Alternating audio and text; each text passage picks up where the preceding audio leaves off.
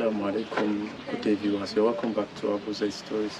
And today we are going to be talking about the Pious Barber. Now this is somebody that lives his life simply as a barber and dedicates his worship to Allah. He performs his worship normally and simply just like any other Muslim. But there was something that was off, or something that was different about him. He always prays before he starts his daily routine just like any other person, but in most cases every of his prayers were answered. All of his prayers seems to be answered as observed by the people of the community. And in that kingdom they ruled a very powerful king.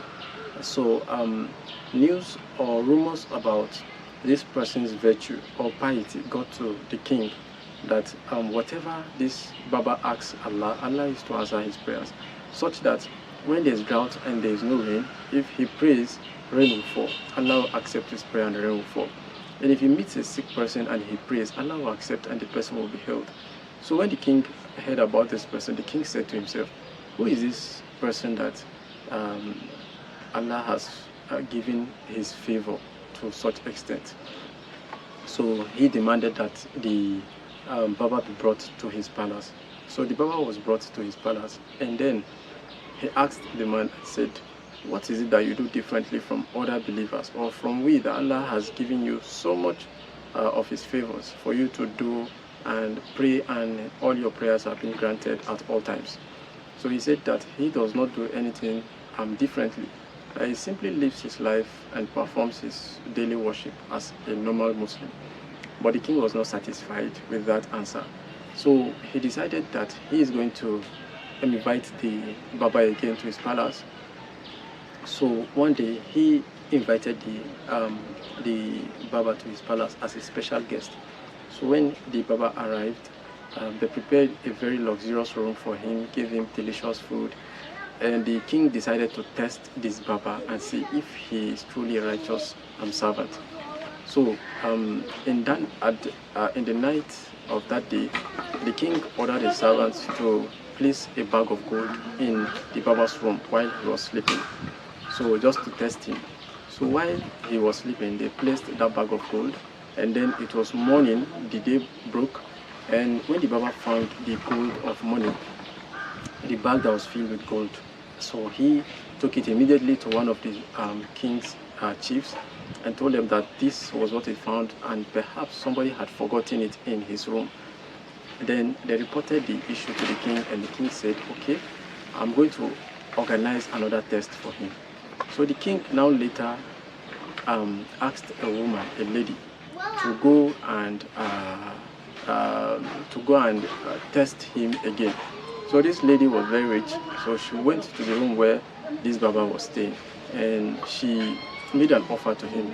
She said that you are being admired by everyone, but let me tell you, if you marry me, you are going to be rich.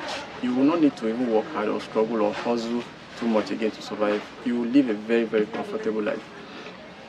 But the Baba just simply smiled, and he said to her, he said that his provisions are from Allah subhanahu wa ta'ala, and beauty and wealth does not last forever.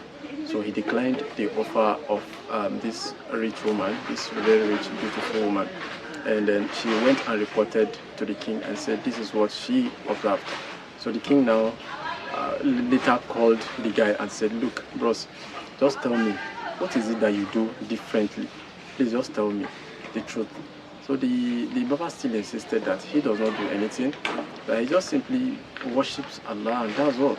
But the king was not satisfied and pleaded with him.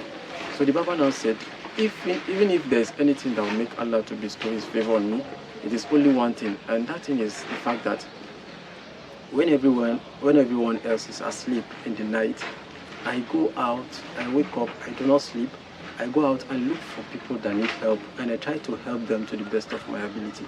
So if there are those that need provisions, I make provisions for them. If there are those that need support, I support them. In the middle of the night, I go around and do all of this. So perhaps that is what Allah is using to grant me his favors. And the king now said, that is indeed worthy of you as a servant. And then everyone learned that this was what this guy was doing, that Allah was favoring him a lot and answering all of his prayers. So that was how the story ended, and everybody understood the lesson, and the king learned to even do more of those kinds of things that that guy used to do at midnight. Since he was a leader, he thought to himself that he needed to do more of that.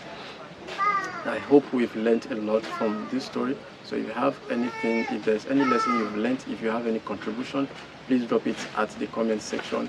Until next time, this is Abu Zaid Stories. Assalamu alaikum wa rahmatullahi wa barakatuh.